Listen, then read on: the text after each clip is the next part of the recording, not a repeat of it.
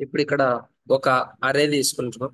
1 3 5 7 10 అని తీసుకుంటున్నాం. ఇక్కడ వాల్యూ ఈజ్ ఈక్వల్ టు 7 అని ఇస్తున్నాం. ఓకేనా, సారీ 17 అని వాల్యూ ఒకటి ఇచ్చిన. ఇప్పుడు ఈ వాల్యూస్ లో 17 ఏమేమి యాడ్ చేస్తే వచ్చింది? 7 10 యాడ్ చేస్తే 7 + 10 ఈజ్ ఈక్వల్ టు 17.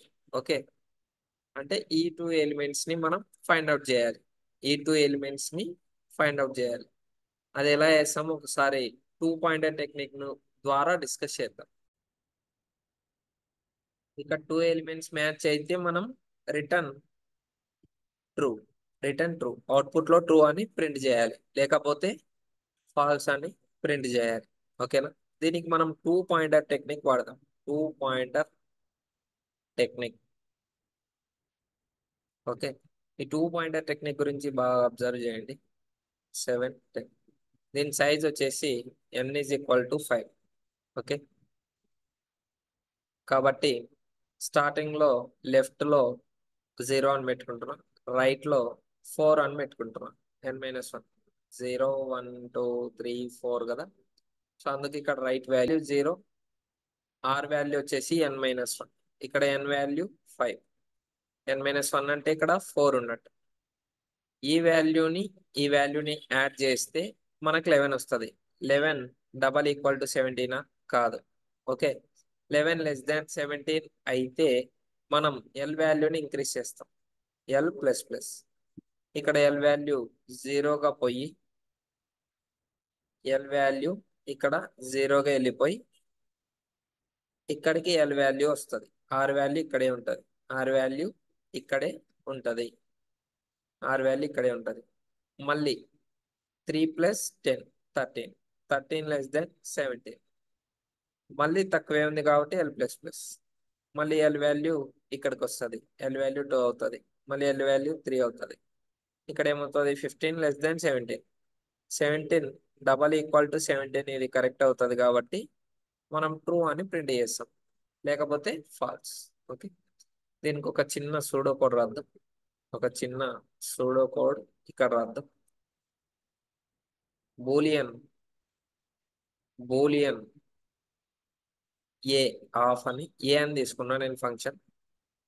ఇంట్ అరే అరే సైజు ఎస్ అని తీసుకుంటున్నా. ఇంట్ టార్గెటెడ్ వాల్యూ. ఓకేనా, ఇప్పుడు ఇది ఒక అరే అనుకుంటే 1 3 5 7 10 ఇది మన అరే అనుకుంటే ఫస్ట్ మనం ఏం చేయాలి? దీన్ని సార్ట్ చేయాలి. అరేస్ డాట్ సార్ట్ ఆఫ్ అని ఇలా యూజ్ చేయాలి. మీరు మోస్ట్లీ సి యూజర్స్ అయితే మర్జ్ సార్ట్ వాడండి. Merge sort. Okay, time complexity తక్కువ అవుతుంది. Time complexity reduced,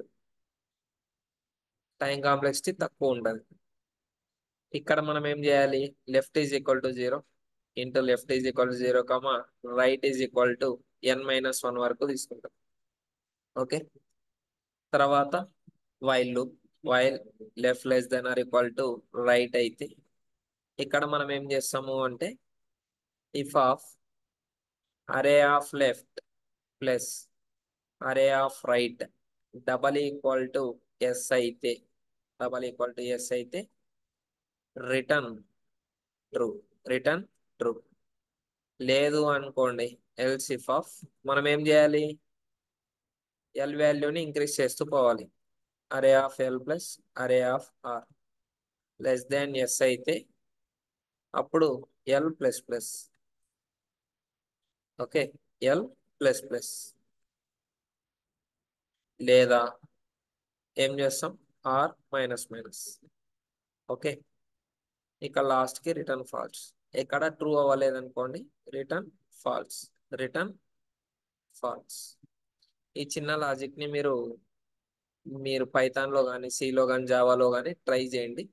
okay, this is two pointer technique problem. Two pointer technique problem.